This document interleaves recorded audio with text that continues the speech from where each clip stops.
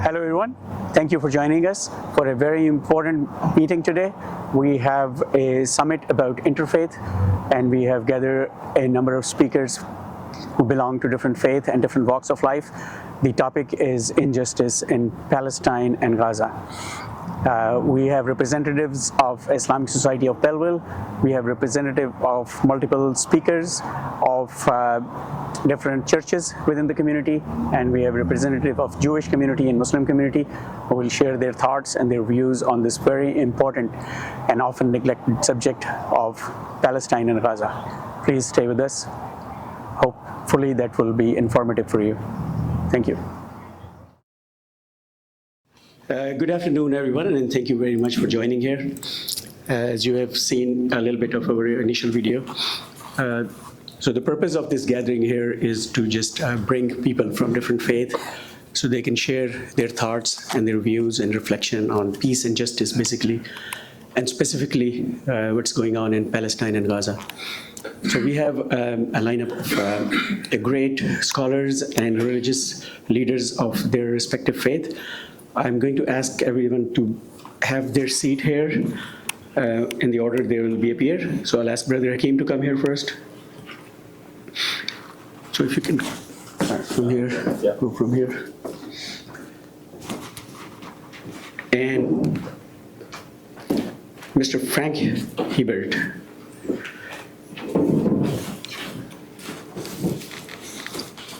Followed by Reverend Wayne. And Jeff O'Hare.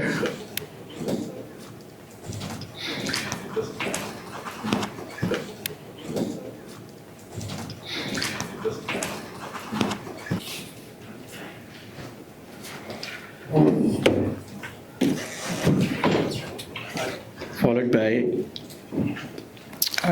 Laura.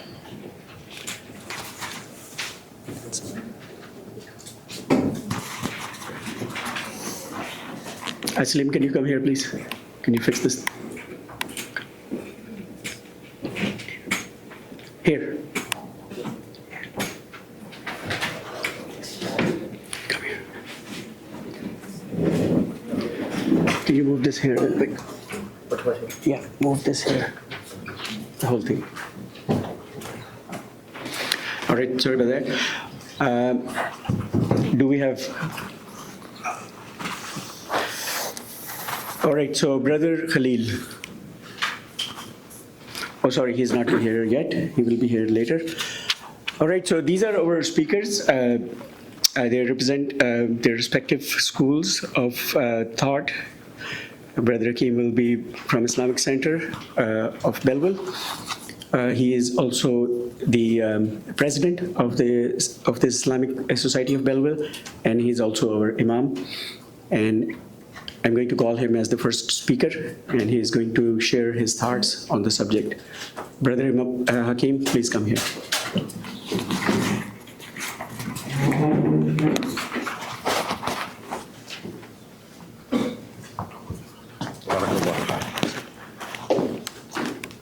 Assalamu alaikum wa rahmatullah.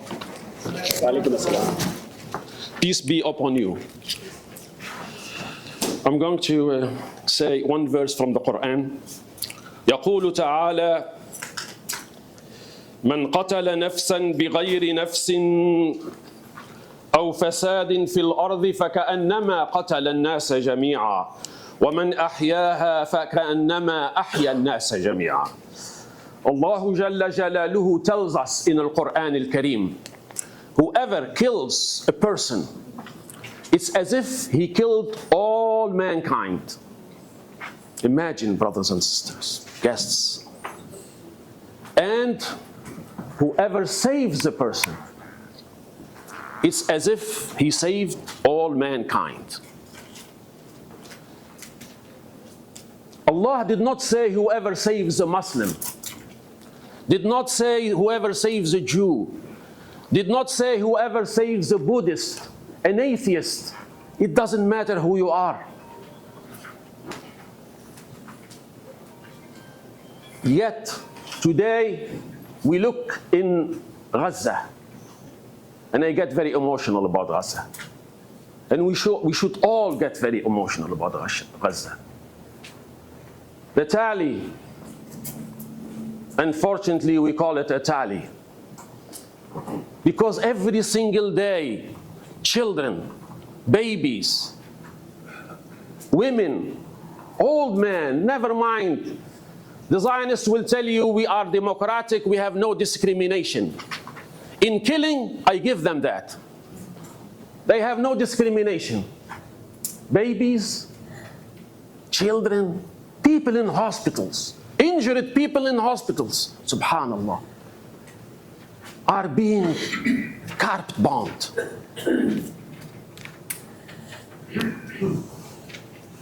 In the other side, brothers, guests, sisters, whoever saves one life, it's as if he saved mankind. And this is the reason we are here. We all here to try to save one life, if we can.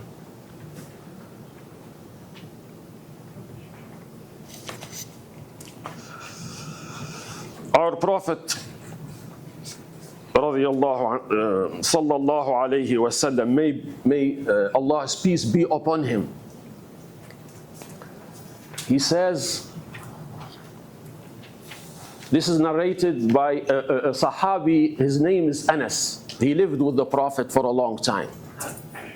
He said he heard Rasulullah, the Messenger of Allah, say, لا يؤمن أحدكم. You will not achieve belief until you love for yourself what you love for others. This concept, brothers and sisters, we find in all the religions. It's called the golden rule. To love for others what we love for ourselves. So we love for others to have good night's sleep. Unfortunately, the people of Gaza, the people of the West Bank, the people of Palestine, they do not have any good night's sleep. They became refugees in their own land.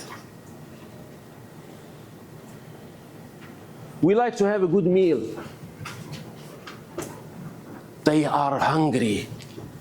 They're not even allowing aid to them. Imagine. And we say we are the 21st century. We are civilized.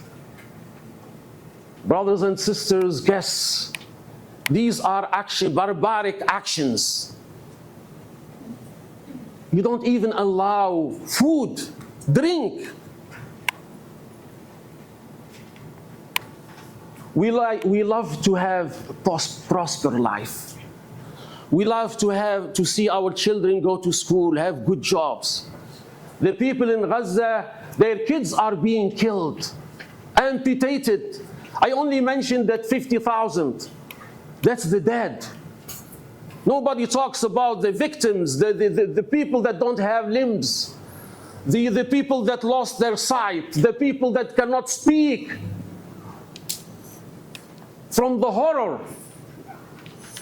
Brothers, sisters, guests, we look at the pictures and we are horrified. Imagine the people that are living those pictures. How do they feel? So we need to love for ourselves. We need to love for others what we love for ourselves. This is called compassion. Compassion is to feel the suffering of others, but then you feel motivated to do something about it. Not just empathy, not just I feel for you, and then stay away from me. We are all here so we can do something about this. Another hadith. Hadith means narration of the Prophet sallallahu alayhi wasallam. Peace be upon him. Our mother Aisha, she's the wife of the Prophet. She's radiyallahu anha. May Allah be pleased with her. She said, I heard the Prophet said, There will come a time of corruption. God will send his angels to destroy the people. She said to him, will we be destroyed? And there are pious, righteous people among us. Our Prophet told her, they will be destroyed first. Why is that?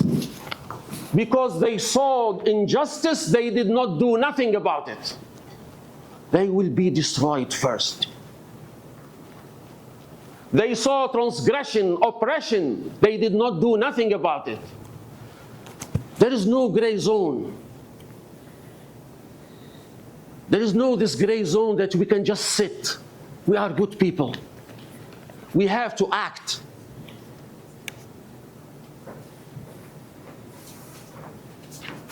And then we look at what we call the watchdog, the press, journalism. Every single day, people are killed. But we don't see this in the first page of the news. We talk about everything except the people of Gaza. They tell us it's a conflict between the Zionists and the Palestinians. Who are we kidding? It's a brutal genocide. It's a brutal occupation.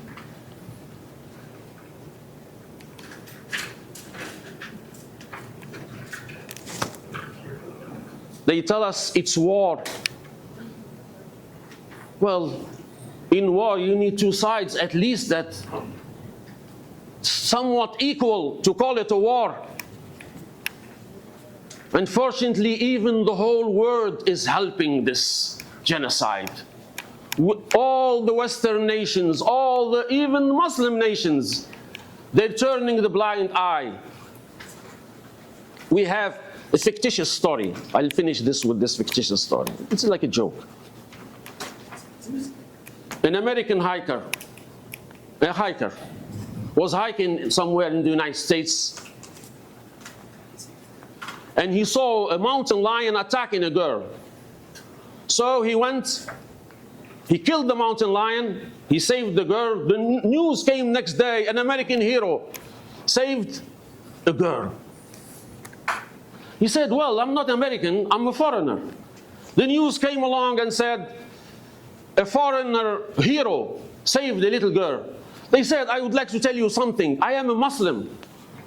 The news came in and said a terrorist killed the lion that was playing with the girl. It's a joke. But this is how we feel. This is exactly how we feel.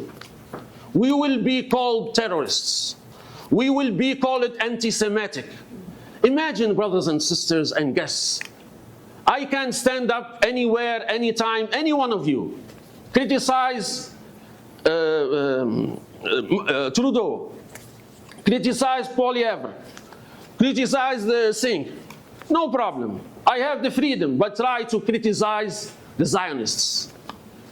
They will label you, but that should not deter us. They are very good at labeling, but Allah knows the truth. We don't care what people say. What we care is what's in our heart. Thank you very much.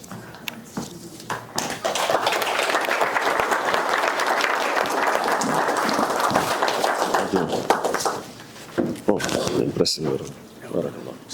Thank you. Thank you very much, Brother Hakeem.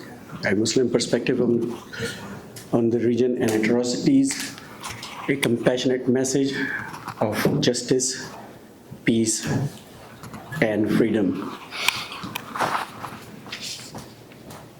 Next, I'm going to call Brother Frank Hebert. He represents Belleville United Church, and he's also a chair of the Interfaith Committee of the church. I would ask him to share his thoughts. Brother Frank, please come here. you. This production goes in. Oh, okay. Good afternoon, everyone, and thank you very much for everybody coming out. I really didn't know what to expect to be invited here. I think initially I felt a certain amount of trepidation, a certain amount of fear, because we don't know what will transpire when we gather like this.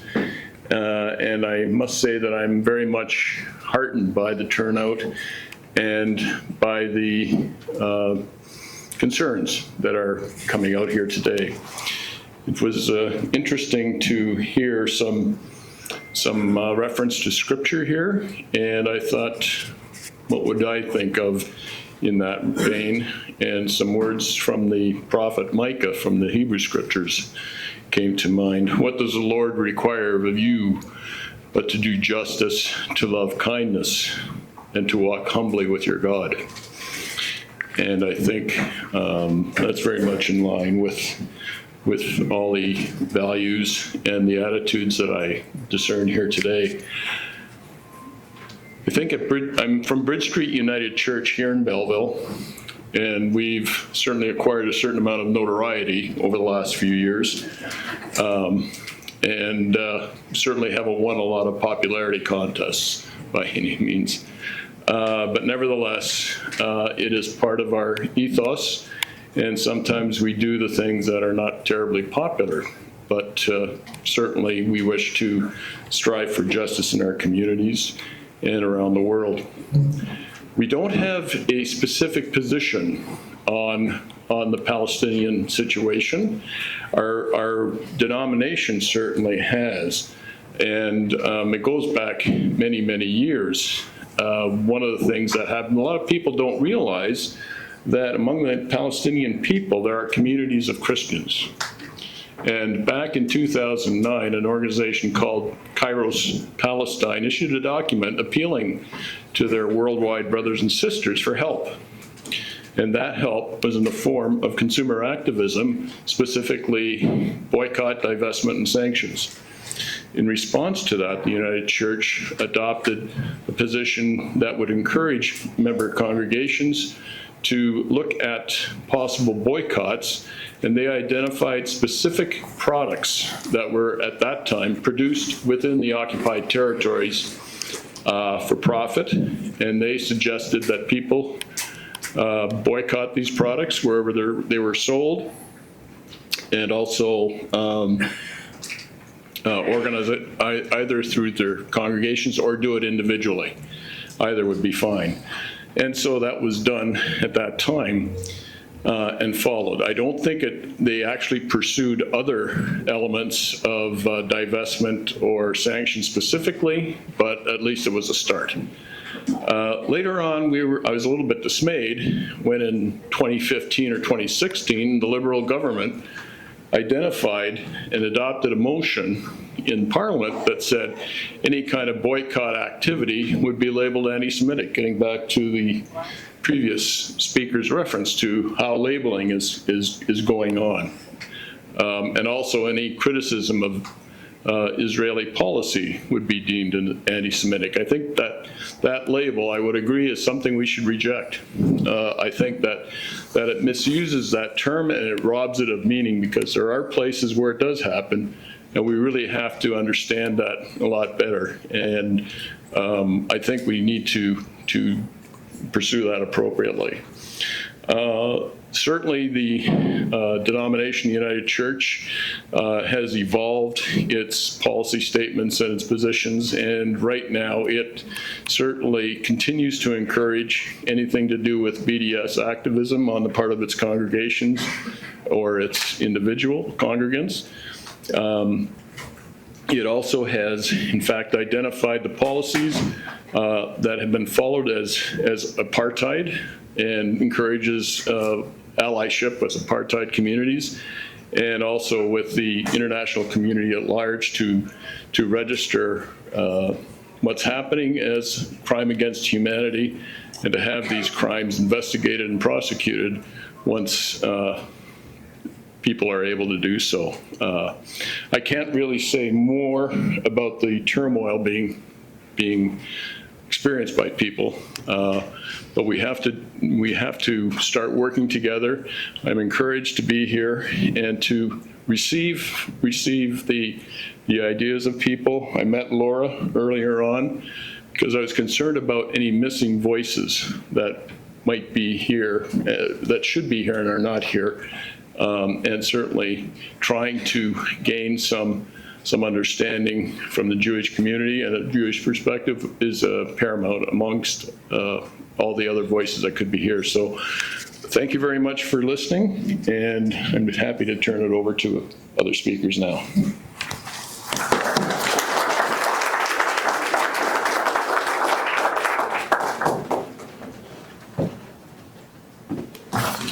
Thank you very much. That was Brother Frank Ebert from Belleville United Church. Very thoughtful words, especially about BDS or boycott, divest, and sanctions. I didn't know about that, your activity and contribution in that.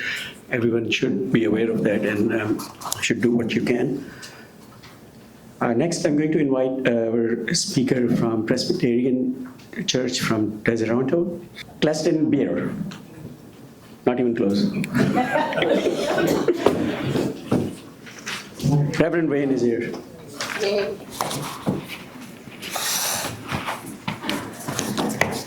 All right, sure.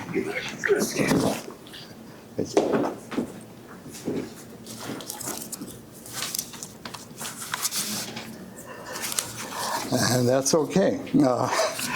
I've had congregations where people address me as Reverend Wayne because Kleinstuber does seem like a mouthful. In fact, the family can't agree on the pronunciation. In the county, they call it Kleinstuber. The rest of us are Kleinstubers. I want to thank the Islamic Society of Belleville for making this event possible, and a special word of appreciation to the coordinator, Brother Shahid Mahmoud. Thank you for asking me to be a part of this. All of us are here to demonstrate our solidarity across the faith spectrum with those who are suffering today in Gaza and the West Bank. And you'll hear my voice as a Christian, and you've already heard a voice from the United Church, but not the whole Christian spectrum is represented here, and I want to explain that to you. Sadly, not all Christians would agree with our purpose. There is a fundamentalist evangelical wing that largely embraces something called Christian Zionism, the belief that Jews alone are God's chosen people, and that the state of Israel should be given carte blanche to do whatever it pleases. Now, actually, even if I agreed with that, the present actions of the state of Israel don't match up to that. I mean, if you were chosen by God, you should live by a higher standard of international law and charity, not a lower standard. But that whole position has never been the consensus of the Christian church. Historically, Christians have believed that the revelation of one God was initially given to Abraham, who was then called, chosen, if you will, to spread that message to the rest of the world. All who walk in the fear of God, faithful to the light that they have been given, and practice righteousness are the true children of Abraham. It's not a racial thing. Anyone who responds to God's invitation is his chosen and beloved child. My own Presbyterian church in Canada, not to be outdone by the United Church, have also been involved in Kairos and have been doing support for Palestinians for many years. Our current issue of the Presbyterian Connection shows the march last May of a number of different Christian churches on a Gaza ceasefire pilgrimage in Ottawa.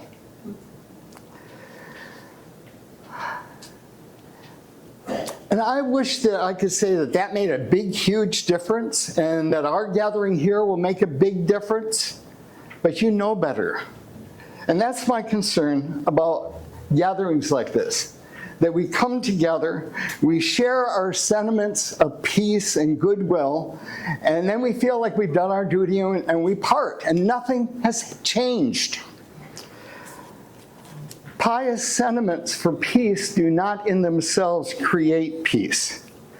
The situation has only continued to deteriorate for Palestinians. In the Christian scriptures, we have these lines by James, the brother of Jesus, the prophet Isa in Islam. You believe that God is one, you do well. Even the demons believe and shudder. Faith apart from works is worthless. It is important that we encourage each other, as we're doing today. But we must not only talk about peace, or even pray for peace. We must take action that leads to peace. Let me address in particular the members of the Muslim community here. Look at the strength of your community. According to the latest Canadian census, there are 1,775,715 Muslims in Canada. That's 1 out of every 20 Canadians. You have doubled in size over the last 2 decades until you now constitute the second largest religion in Canada. By contrast, only 335,000 people reported being Jewish, or slightly less than 1% of the population. Yet who has more power, more clout in the halls of power? The Jewish community. Why? Not because of some hidden conspiracy. There's no mystery here. Jews organize. They join political parties. They contribute to them. And politicians know that when there's an election, they vote. Now, I'm not saying something anti-Semitic. I'm holding up for you the ideal that maybe we should be copying the Jews. They've set us an example of how we can be influential in Canada. Muslims, by contrast, partly because so many of you are recent immigrants striving to get established, are not as active in grassroots politics and not as likely to vote. So take a page here from your Jewish brothers and sisters and from Christian fundamentalists, as we saw in the States on Tuesday. If you want your concerns about Palestinians, Islamophobia, family values, whatever, to be heard and taken seriously, you need to out-organize and outvote other interest groups. That's democracy. So let us rejoice in our unity in support of those who are suffering in Gaza and the West Bank and Lebanon, and the circle just keeps enlarging and enlarging itself. Let's keep mingling and getting to trust and appreciate one another. But most of all, let us work together in practical ways to achieve the goals we have in common. And first and most importantly, because lives are at stake, to bring a secure and just peace to the Middle East that will give Palestinian and Jewish children a future with hope. May God, the compassionate, the merciful, grant it. Amen. Amen. Thank you.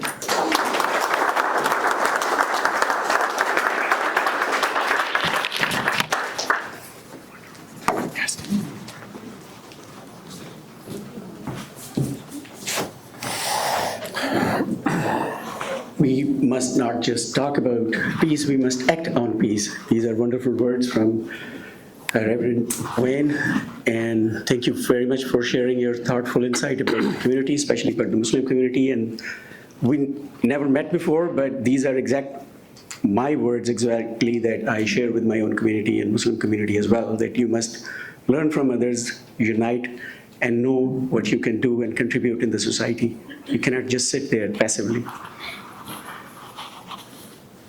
Again, thank you very much, Reverend Wayne.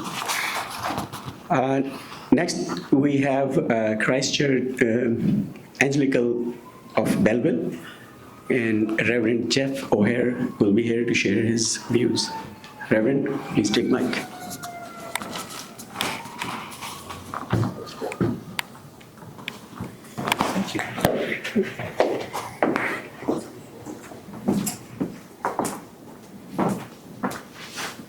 Can you all hear me? Yes. Good. No? Hang on, I'll just go up a little bit further here. Microphones and I are not often good friends. Is that better? That's better.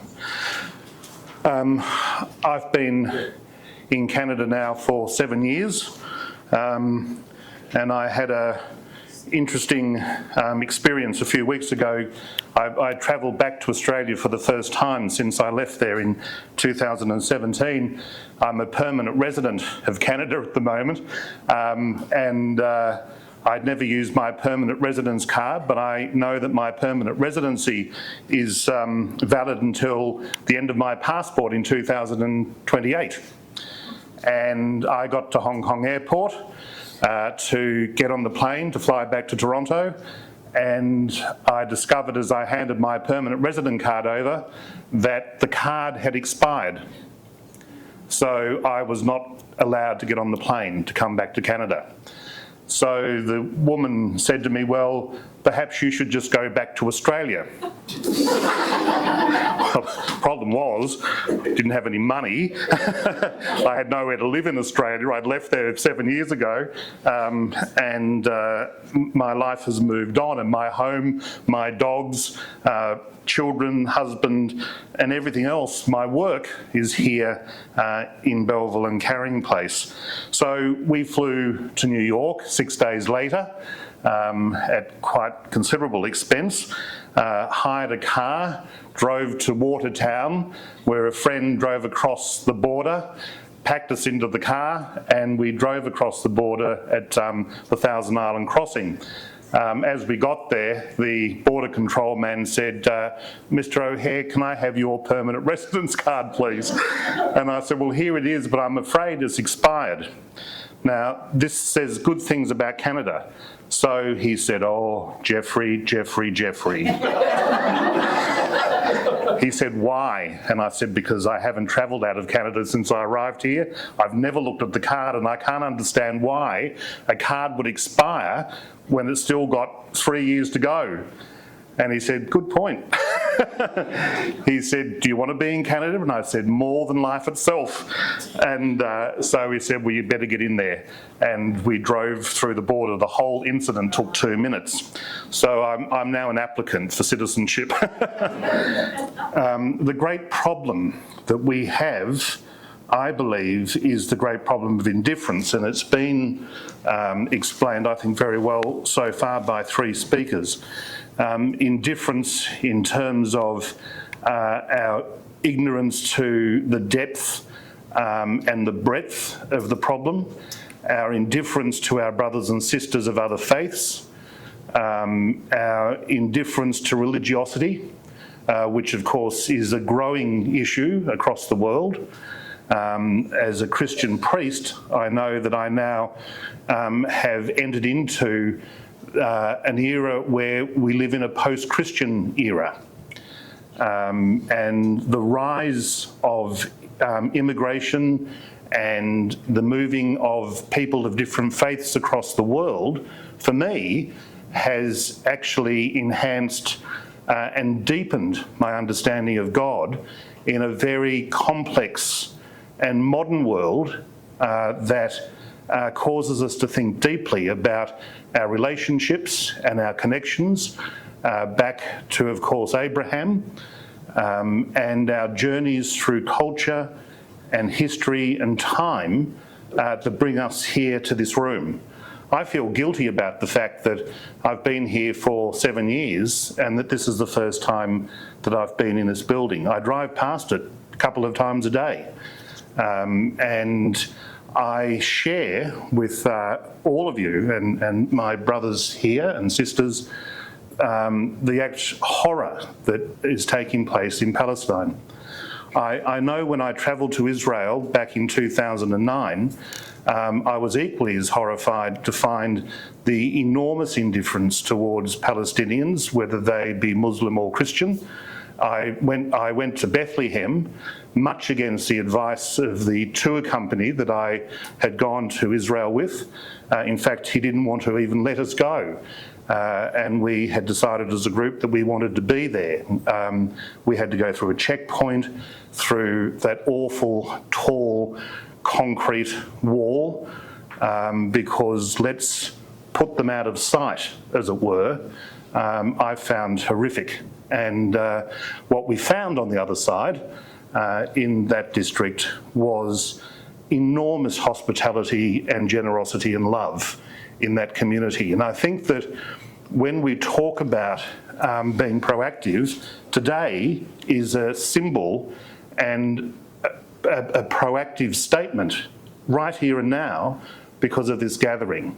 We talk about the importance of prayer, which all of us in our faith journeys, whether we're religious or not, takes us in a sense with concern to our brothers and sisters who are facing the most horrendous situations in that country. I find it deeply disturbing, but I will say that what I find more deeply disturbing this week is what has happened to our immediate neighbours in the south, and the problem that will arise even further in Israel and Palestine because of a presidential election in another country, and the unfortunate influence that Western countries have on other countries in terms of their sovereignty, their rights, their communities, their faiths, and just the simple justice and protection of our children. I have looked on with horror at some of the things that I've seen. I have experienced firsthand the indifference of others towards people of other faiths, people who don't look like us. And my argument always comes back that Jesus came from that district. And if we look at what Jesus may have looked like, probably 5'1", as black as the ace of spades, dark-eyed, long black hair, nothing like the blue-eyed, blonde-haired Jesus that we have portrayed for generations. We have to learn to think differently. We have to open our hearts to the notion that, in fact, even amongst us and in our own hearts, there is a modicum of indifference because we are tempted to stick with what we know, the devil we know, rather than the devil we don't. The cultures that we've been used to and been brought up with hinder us in embracing fully the other. And I suppose my learning and my desire for my people and my church is that we open our hearts to the stranger, to the hungry, as the United Church does. Now, I remember being told by someone in the street not far from the United Church, look at the mess that the church has created in this town because of what's going on at the United Church. I've never been so angry in all my life. And I said, what do you mean, feeding the poor and the homeless? Well, why don't they go somewhere else? This is the indifference that we face daily. I've actually faced it personally at least 3 or 4 times this week. I'm on the board of United Way, and we look at innovative programs and safeguarding community and looking after people in need. And sometimes the burden of getting people across the line is enormous because of our ignorance and our inability to entertain and give hospitality to the stranger. So when we think about our proactive life as a community, we need to be seen and being completely open to the possibility that we can build relationships with our brothers and sisters, no matter what their faith, no matter what we believe. We have so many intersections of similarities and yeses in our journeys that there is no reason for us to be separatists. There's no reason for us to say that one religion is more important than the other. We are all from the basis of the Abrahamic faith, and as we celebrate that and live it, we embrace our brothers and sisters of all nations, and of all faith journeys. The problem, of course, with the politicisation of Israel, the Zionists, the whole stuff of 1948 and the way in which things were just handed over arbitrarily it's a misdemeanour that has to be corrected in time. But it begins here. It begins with our conversations and our understandings, our openness to be agents and ministers of change, practically through building relationship, through listening to one another, through having a voice and voicing our opinions publicly, and not letting the strangers get away with some of the offhand disparaging remarks about our brothers and sisters of other faiths. My heart bleeds for Palestine and what's been going on. A small tract of land on the waterfront that has been horribly abused because of the greed of others.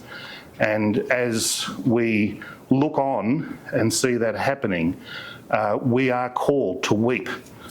We are called to pray.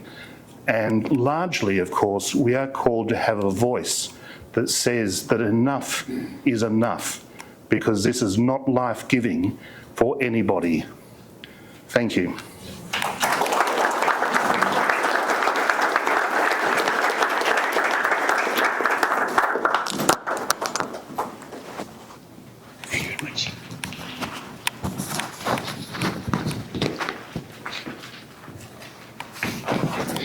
Thank you very much.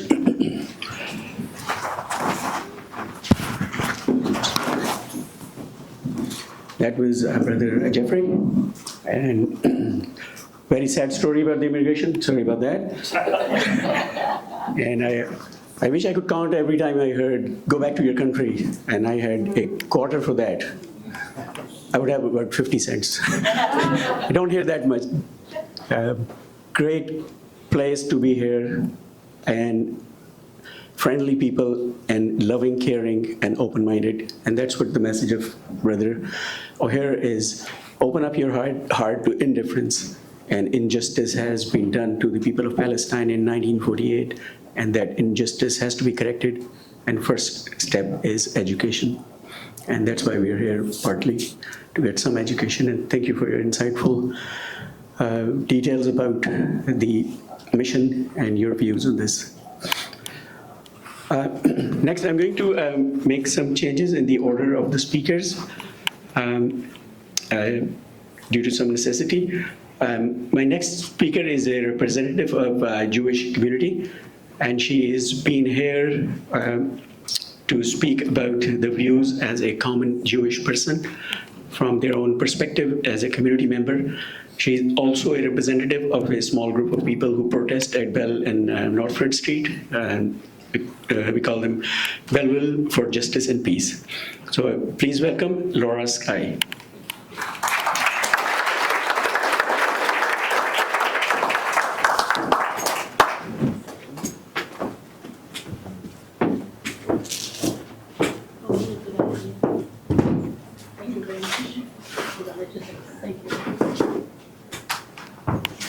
Yes, thank you.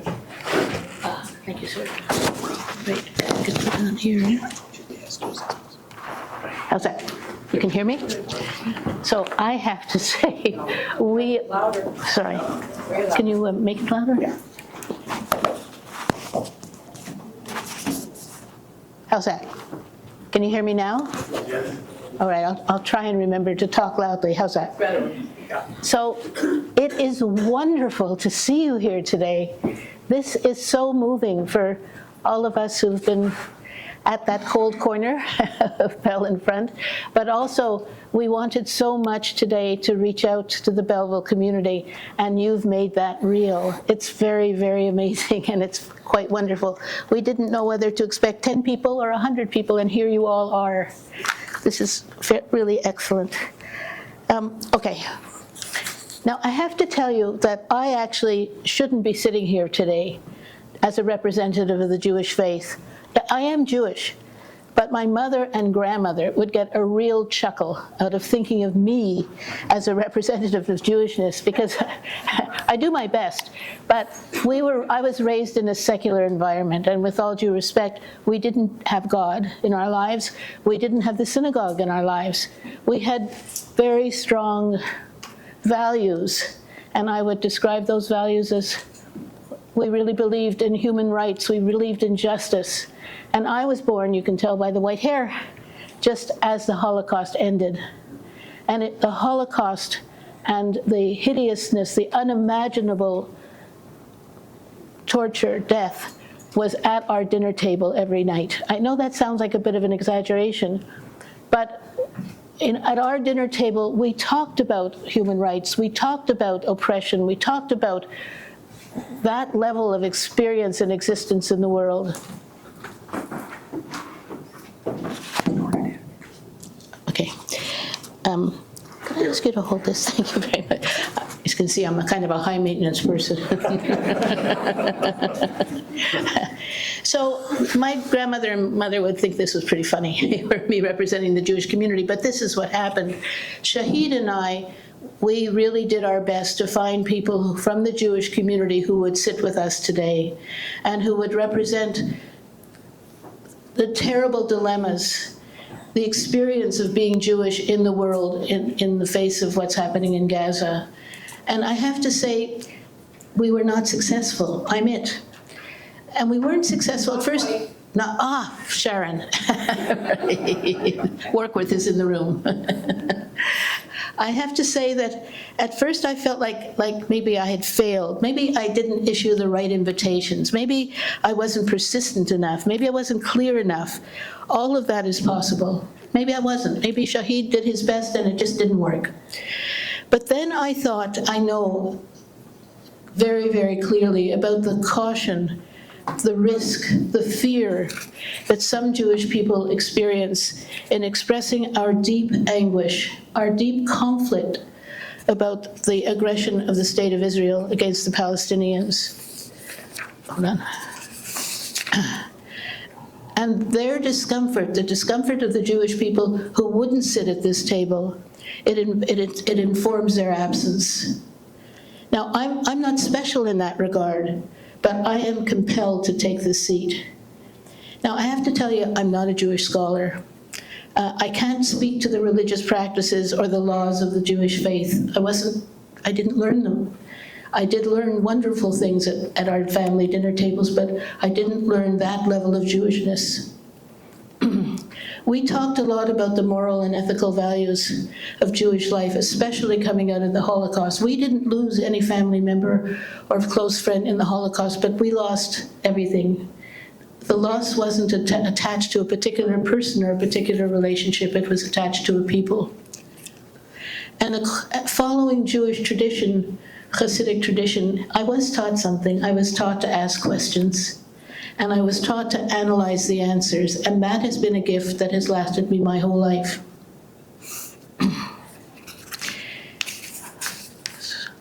Sorry.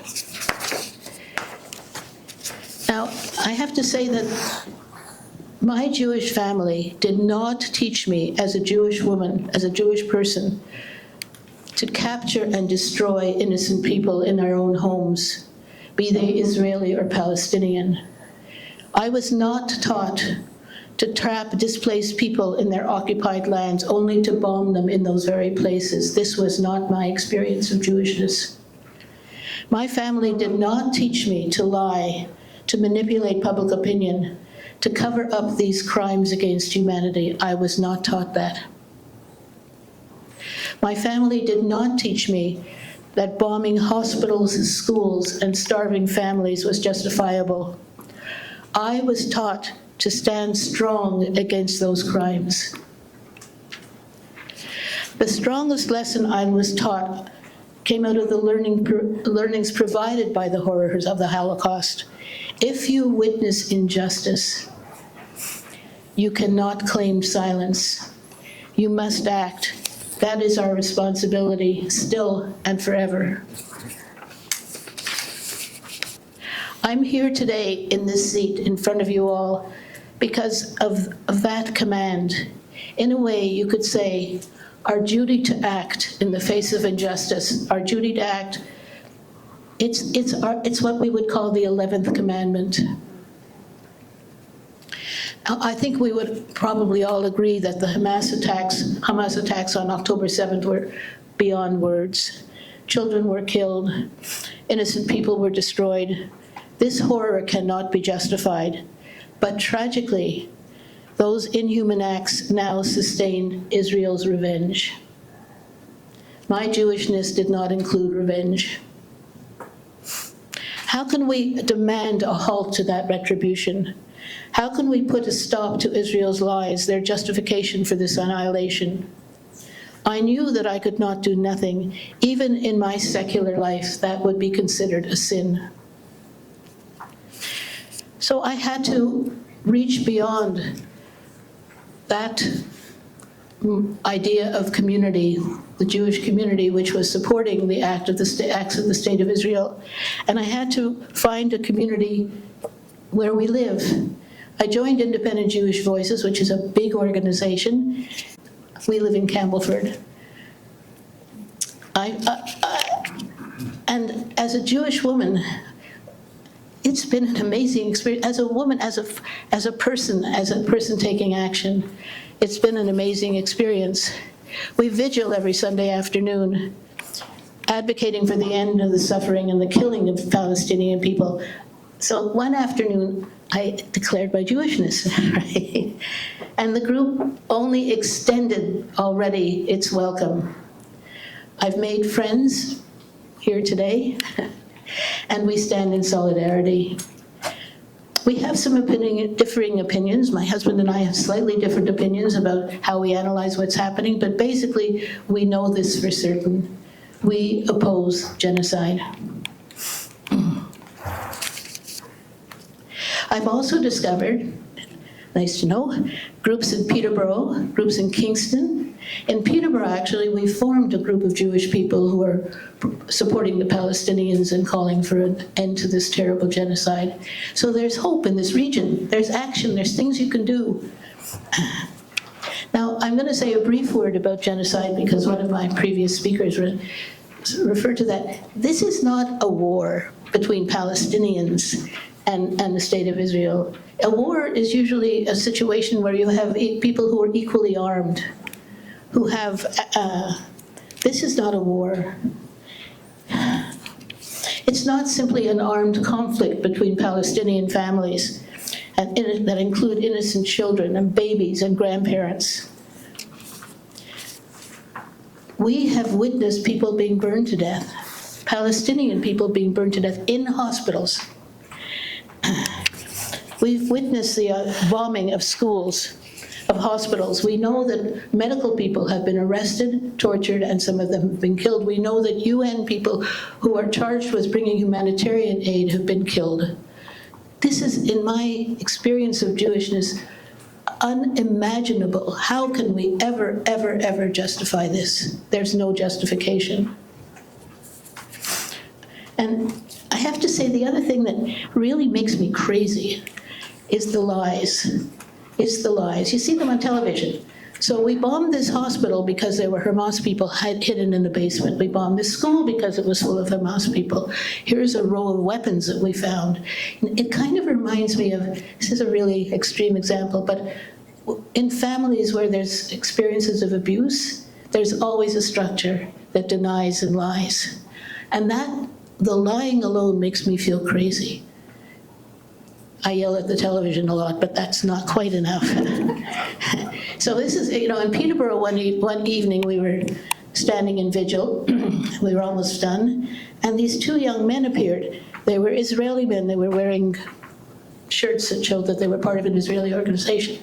And one of our members said, how can the State of Israel justify killing children? And this is what one of them said. Well, I saw a picture of a 5-year-old little girl holding a rifle.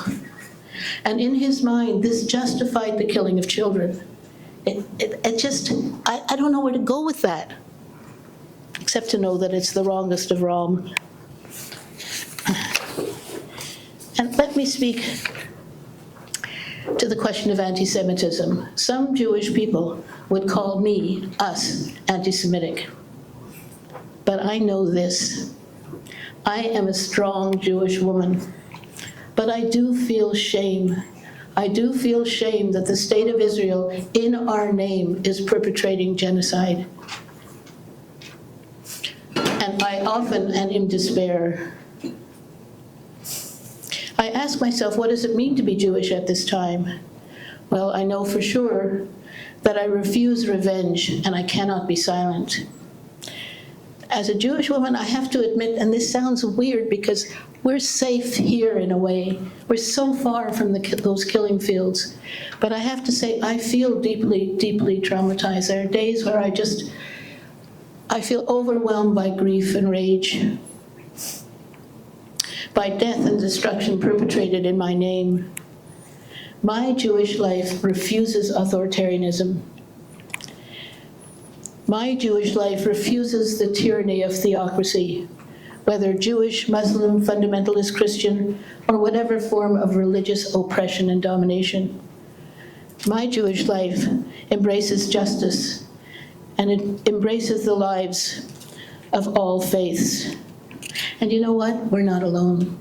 There's thousands and thousands and thousands of people, including thousands of Jewish people in the streets all over the world saying we refuse, not in our name.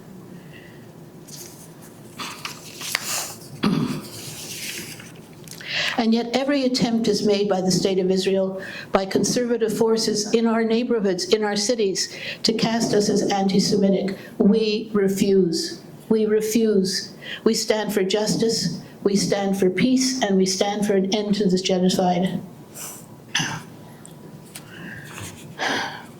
And for those of us deeply troubled, far away from the killing grounds, we make this promise. If we witness injustice, we cannot be silent. We must act. That is our legacy, still and forever. Allow me to read you something that I wrote last year at this time. So we live in a house, we have a little forest at the back of our house that includes a catalpa tree. I don't know, catalpa trees have big leaves and very fertile pods, and it's a majestic tree, and I have a personal relationship with this tree. I talk to it every day. And this is what I wrote. My catalpa tree is weeping. It greets me every morning and embraces me through the day. In the gray autumn, the catalpa stands cold, weeping golden leaves. I speak to the tree, reassuring what it already knows, that its leaves will fall and nestle in the ground, waiting to rebirth late next spring. I'm reassuring both of us.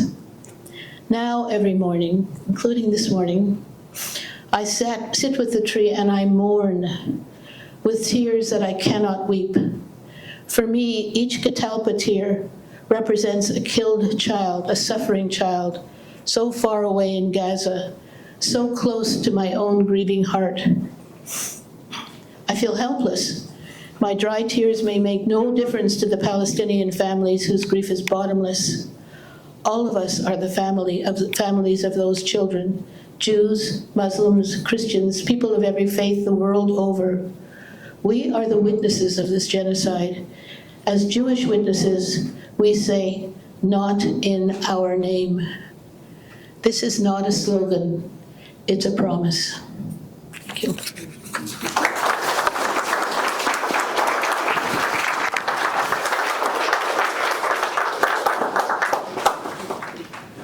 Thank you. Need that sign. Yes.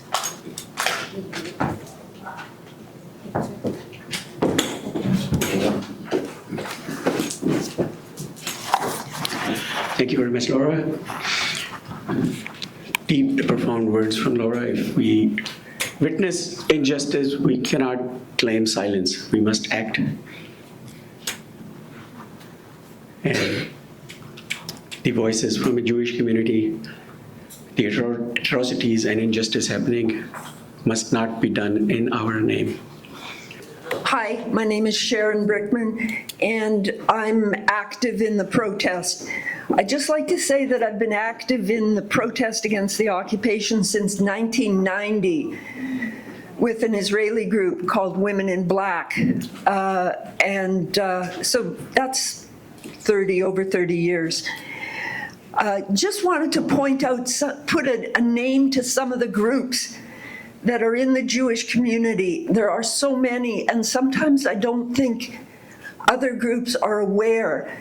But on a regular basis in Toronto and Montreal, we have United, I'll just list them so you hear them, maybe some of you for the first time. But there's United Jewish People's Order, of which I'm a member of. And these are all active against the war, and they have a history of it as well. Jews Say No to Genocide, Independent Jewish Voices, Tikkun Olam, Jewish Faculty Network, Not in Our Name. There's many, and they are constant. A few weeks ago, a group of them actually stopped Young and Bloor and canceled all the traffic, and they're out there. And the only other thing I wanted to mention was, the world is against Palestine. There's just a few specific bright lights that encourage me. Oslo, the city of Oslo, has declared itself BDS completely. Of course, there's Ireland, and really, Canada is an outlier. The majority of the global South recognizes Palestine, and sometimes I forget that when we're here, I forget about this, but I've been to actions in Oxford, England, in London, in the north of Spain, Montreal, Toronto. They're very strong, and that's all I really wanted to mention. Thank you.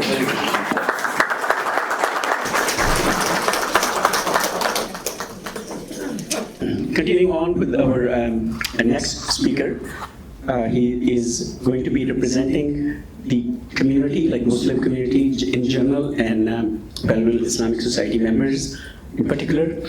He's also a founder of this mosque, this place over here, and he has been on and off activist and volunteer for all the social justices and other causes for humanity.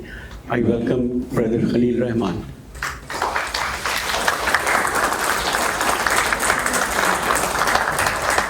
Because he can see here because he was late.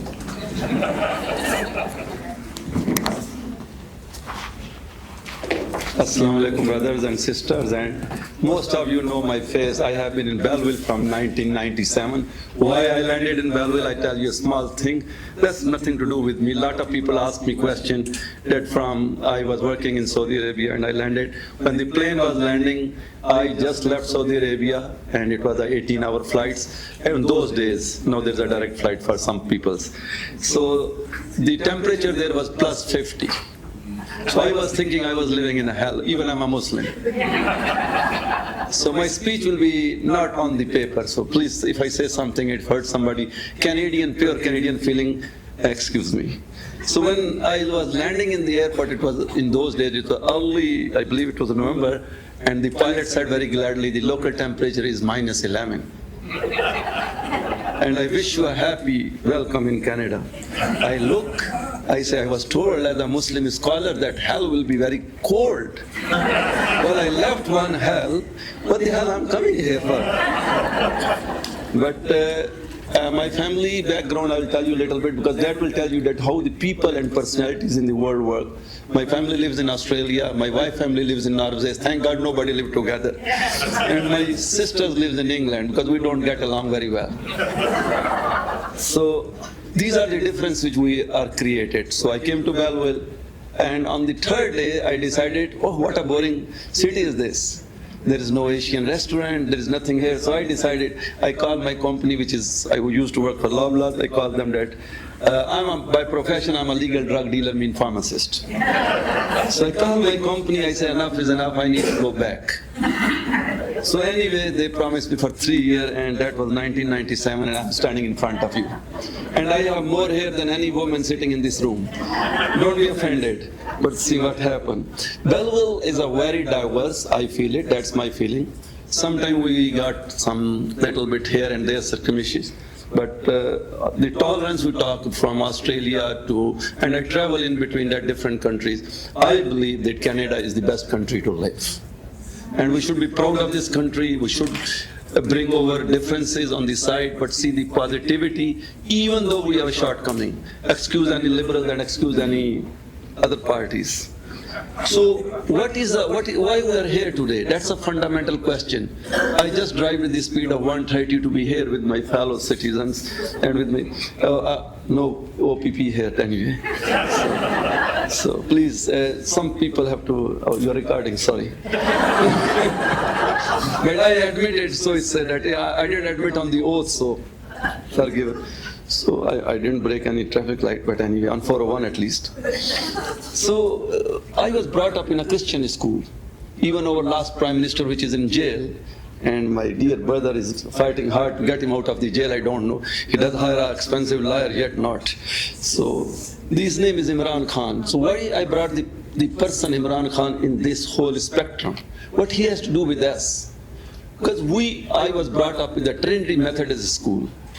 And he was brought it from a Atchison. So in Pakistan, we are proud to say, I'm from St. Andrews, I'm from this, because we used to live in a very multi-faith society. I never know until I left the school that I was brought up in the Christian schools. And it's kind of a luxury there. So I have a little bit background of Christianity very well understood. So it was very easy for me to come and adjust in this society, because I know what is the differences, where is the tolerance, where my line is stopped.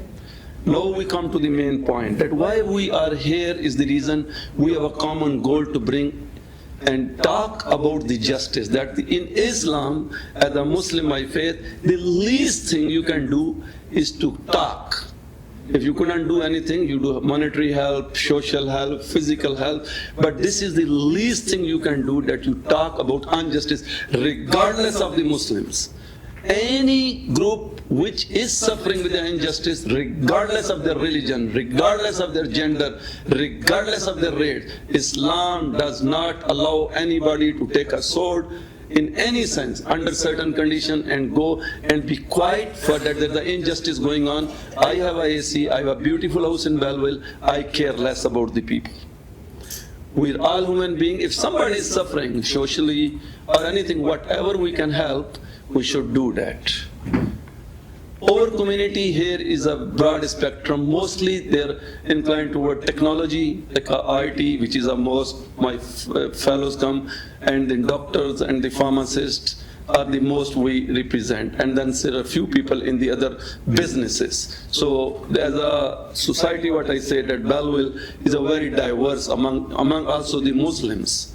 So, and then we make friends, we live our life here, we have a positive impact on I work with the Belleville hospitals and the different other organizations. We work for Water for Life. Regardless of the religion, different part of the world, we make to sure that they have enough, whatever food programs, we deal with it, orphanages.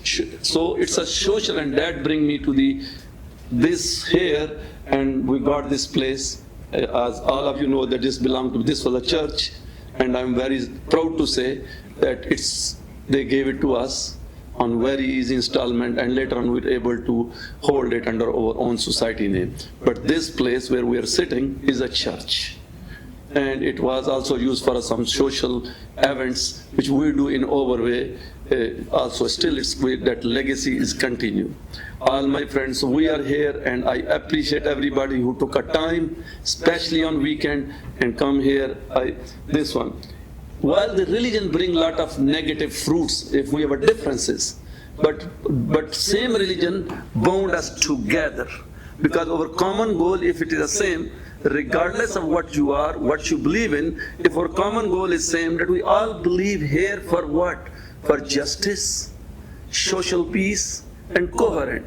We do not allow, and we should not allow, regardless of it's Ireland, or regardless if we all keep on speaking, our voices will be heard. Not very loud, but you have an impact on the society. So whatever, if you're a writer, if you are a singer, whatever way you can support this injustice which is going on in the world. At the moment we are here to go to stop the bloodshed in the Gaza, billions. Like yesterday you have seen the UNO report. Everybody knows that most were killed were the innocent babies, children, and the women. I'm not even talking about my gender, which is already killed. So you have to understand the atrocities, that the victim of this whole thing are the kids, which is very, very, I'm a father of a 6-year-old kid. Don't ask me why her age is 6. But because some people ask me, you don't have hair and you have a 6-year kid? You're drawing a pension and you're having a child benefit? Well, Canadian government gave it to me, why not? Oh, sorry, I'm not here for a comedy program. So please, I beg every one of you that do whatever you can do. We are with you. Does not listen to this word which is really bother me. Because Muslim is killed before a Jewish is killed. That's not a point. The point is this, a human being is killed. If a powerful group take a sword and start killing because it doesn't like my color or my religion or my sexual orientation, that's an injustice. Islam does not allow injustice in any sense, even into non-believers. Forget about the believers. So my emphasize, my request, my humble request, I'm not here to give a sermon. I'm here as a social activist, as a part of the society, as the thing that we should work together in any capacity. Education, teach our kids, so they stop this bloodshed which is going on immediately. Ask the mother whose 6 children were slaughtered right in front of his eyes. Ask a father who has buried his 19 kids, his uncles and everybody he buried at the end. He was going on the car and his car was bombed. Why he was created? What the fault he has done? Because he was born in Palestine? That's unacceptable. Or he was born in Rohingya? That was unacceptable. This does not bomb. He didn't choose to born there. He's a 6-year-old kid. He's less than the age of, like, babies are bombed, hospitals are bombed. Please stop it. There's a line, we draw the line with a human being. I could be angry body with this, but who gave me this right to take the life of the other people because I'm a powerful, I'm backed by those people who don't believe in the humanity. And so please talk to your MPs and MPPs and the mayors. We are a small voice. I love. So this place is created for the peace and harmony. We did not create these places just to come and eat and have a Christmas party or a Muslim Eid party and then go and sleep and the world is going on the fire. Whatever I can do, even a one bucket to throw on the water, that might be the last bucket. A man, all of you know, was walking on the this is a common thing, he was walking on the beach in America, I don't know, Florida or Carolina or North Carolina, it doesn't matter. And in the morning, it was a sunrise in American temperature in that state was very high. He picked up a couple of those jellyfish and start throwing in the water. People like me who have a long tongue, hey, why you're wasting your time? You have nothing else to do? He picked up another jellyfish and throw it in the water. He said, at least I'm sure I saved that. One life you save, one child you educate, one poor family you feed. The blessing, the peace in you got, regardless of that. Muhammad said it, or Jesus Christ, peace be upon him, who said it. That's not a matter. I'm a human being. I have blood just like you. If somebody else's blood is spilled and I stop and I'm sleeping and I'm watching any prank show or any garbage show, that doesn't mean regardless of that, I'm again and again saying, regardless of the religion, faith, or ethics, if I cannot stop bloodshed immediately, I have no right to sleep, or I have no right to say that I'm the same human being as they are. They have a right of their political ideology. I'm not favoring that. I'm not favoring Hamas. Why they went and why they kill and why the Israeli army killed 40,000 to 43,000 until today. 70% of them are kids, women, and disabled. A center for the disabled was deliberately destroyed. Which humanity will believe in it? Those people are, I'm a pharmacist, I understand a person who does not, medically not fit. Under Islamic laws, he is not allowed to pray. And we are bound to pray 5 times a day. But if you are not mentally, physically able to do it, Islam does not ask them to pray, does not ask them to give charity, does not, and which on the face of the earth who said that I believe in Moses, and I believe in Jesus, and I believe in this, because Israel and Pakistan is the only countries in the world which was based and made on the base of religion. What kind of religion we are practicing? If injustice happened with the Christian in Pakistan, I bowed out. Nobody has a right. Nobody. Same applies for the other peoples. The peace will never come if we don't coexist. We cannot separate the wall because he's a Jewish, he's a Muslim, we all here, I humbly request you that the final episode of my speech, that please when you go home, whatever is your jurisdiction, you talk to your neighbor, if you talk to your MP, that work together with this kind of group. It's very few left like group like this who come and who dared, like I was trained when I entered that, he said that Jewish people are working here. I met them in New York so many times. The Eastern Jews, they don't believe in bigger, higher group Hasidic Jews. They don't believe in the creation of the Israel, this political creation of Israel. I have no problem that if Israelis are living, Palestinians are living hand to hand. Are we living together? We're Jewish, we're Muslim, we're Hindus. In this small town, I have been long enough here. I end my speech and I thank you everybody. And on the behalf of Muslim Society of Belleville, I thank everybody who took a time, come here with your presence, enlighten us like what you are doing. And Brother Shahid, the activists, the other brothers who are always standing in the streets while I'm, so again, my speech is out of the paper. So I thanks everybody that who come here today and bless us with their presence. Thank you very much.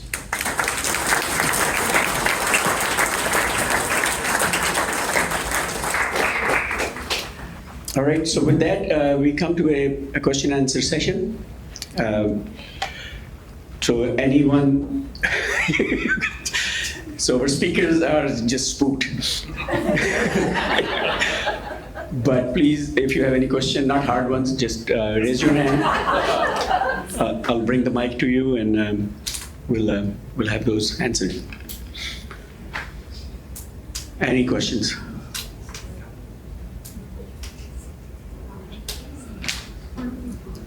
Okay, so we have a question from... I wondered if there was I think there might have already been touched on this, but an interfaith group operating within Belleville or the larger Belleville area between the different religious groups that are represented here, and that also can communicate to their communities. So I think some people here today might like to stand together, and this is a wonderful opportunity, but we can make more. So I'm wondering if there is a group already in existence or one that maybe could be created to keep what we've started today to grow. Thank you. So the question is, can we continue with the interfaith activity, and is there a group that exists, and can we follow up on that? Who wants to take this one? You don't know? No, I don't know. I'm not aware of anything specific that's in existence. I know that with the city, there's been sort of an anti-racism inclusivity committee, but that's the only group I know of. Certainly clergy have their own kind of group, but in terms of a laity-led group, I'm not aware of anything specific. And for the clergy? Well, I think I can't speak to that. I'm not from Belleville. Okay. No, I'm not part of any interfaith group at the moment. Yeah, the only group I'm aware of is I know that within the United Church, some of the clergy have sort of a group that they meet together once in a while, but I'm not aware of anything specific. All right, thank you very much. All right, next question. Anyone has any other question?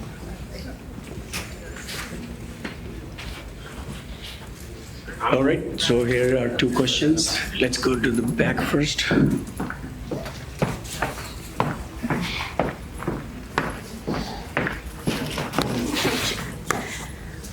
Hello, everybody. I'm just asking myself, when I am looking at this room, why don't we just learn to live like this in the planet Earth? We are different religions, different faiths, but we can live. We have enough food, enough place for everyone. That's it. Thank you. Thank you. Thank you. A general question of philosophical nature that we all ask ourselves. Pretty much we all know the answer, but we just don't know what to do with it. So I would say if anyone can, any of the speakers can have anything to add to it. No, I was saying if you want to add to that, why can't we live like this in harmony? Okay. All right, let's go to the next question. So, is this hearing? Can everyone hear me? Yeah, okay. Get music. So, thank you. No? Okay, so I was wondering what, any one of you can answer, what would you say for the Christians or the Muslims that do not speak out on Palestine, that do not do anything about Palestine or have any words to say, or they don't? I guess what I'm trying to say is any Christian or Muslim who does not go to the protest, not necessarily even just the protest, don't speak about Palestine, don't care about the issues that are going on. What do you have to say about this? Thank you. So if I can rephrase, what would be the reason which stops people from speaking up on this specific scenario? Anyone would like to add to that answer?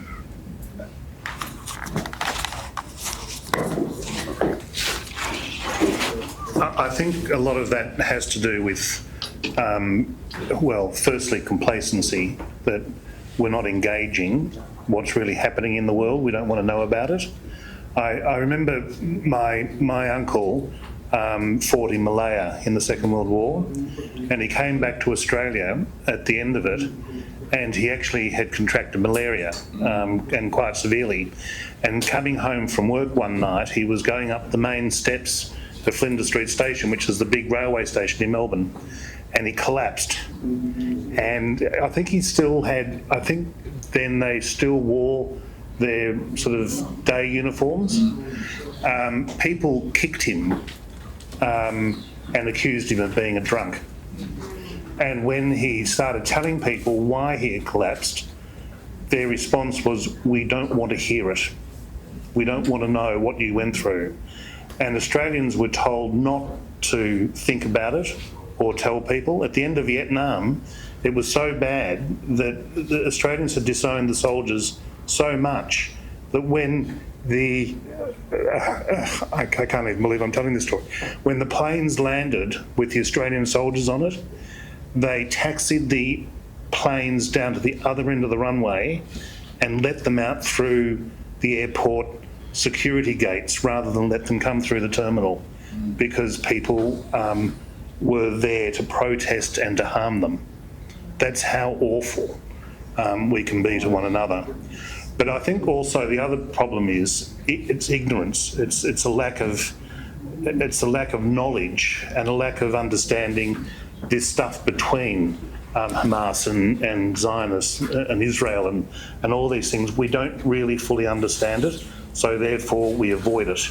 And that's the tragedy in it all, really. We're uncomfortable about speaking about it, partly for our ignorance.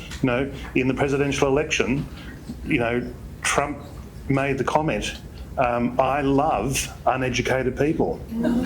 I love you. And that made a whole lot of uneducated people go out and vote for him because it made them feel comfortable. So let's love educated people and encourage them.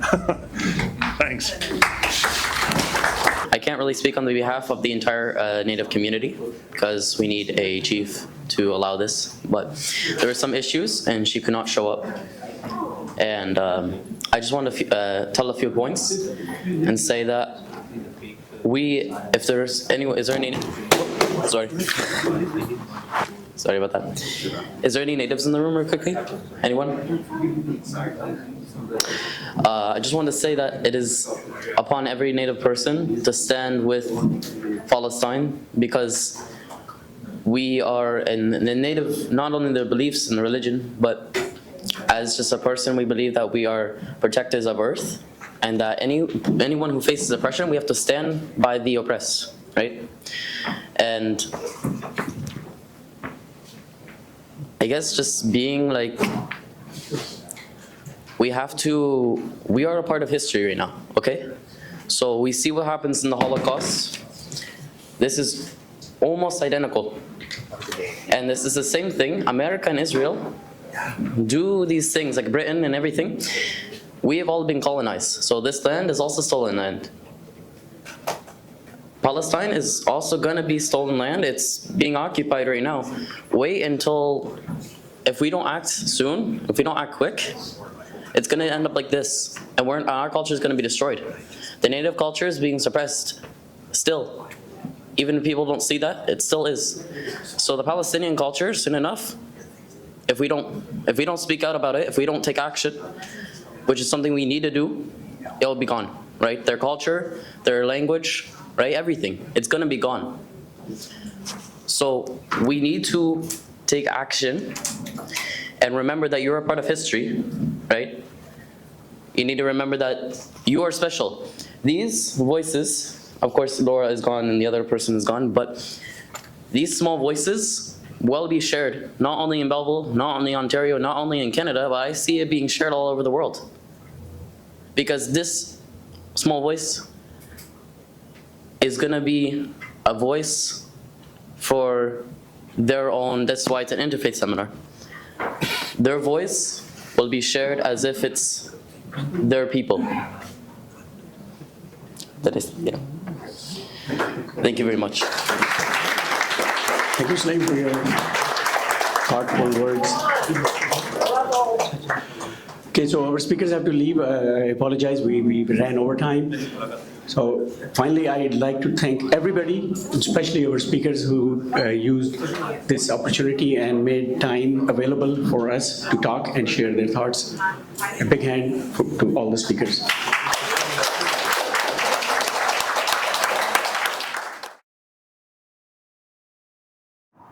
Before you leave, I would like to leave you with a thought of what you can do next as an individual, as a member of society, as a human being.